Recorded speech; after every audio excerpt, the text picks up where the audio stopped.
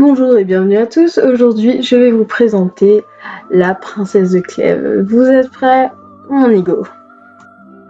Marie-Madeleine Pioche de la Vergne, comtesse de Lafayette, donc en gros, on peut dire qu'elle s'appelle Madame de Lafayette, est née le 18 mars 1634 à Paris et est morte le 25 mai 1693 dans la même ville. C'est une femme des lettres françaises, effectivement.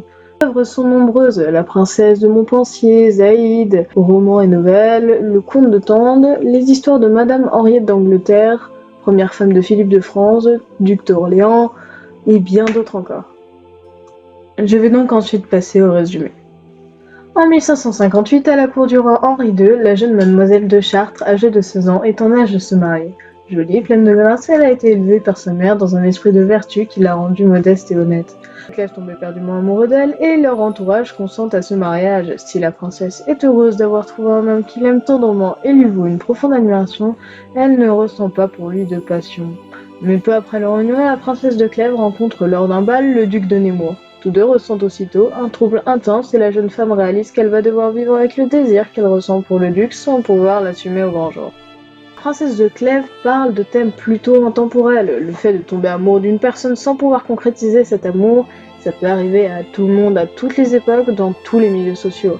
On peut vivre un amour impossible à cause d'une différence d'âge, d'une différence de culture, d'une différence d'éducation, d'une situation familiale particulière ou même à cause de sentiments qui ne sont pas partagés.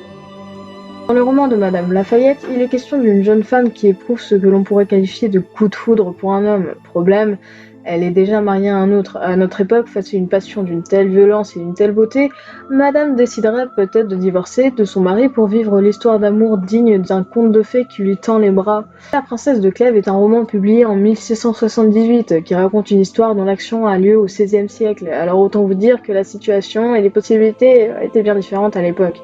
Impossible pour une femme de quitter son mari sans risquer un déshonneur profond et irréversible.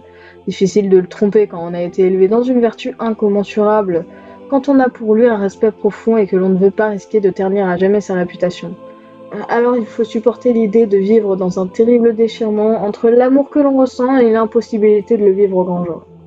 Ce livre, il faut le lire tout bonnement pour le fait que ça soit un classique. On ne peut pas se faire un avis si on ne l'a pas lu. Donc soit on aime pas, mais avant tout, il faut l'avoir lu.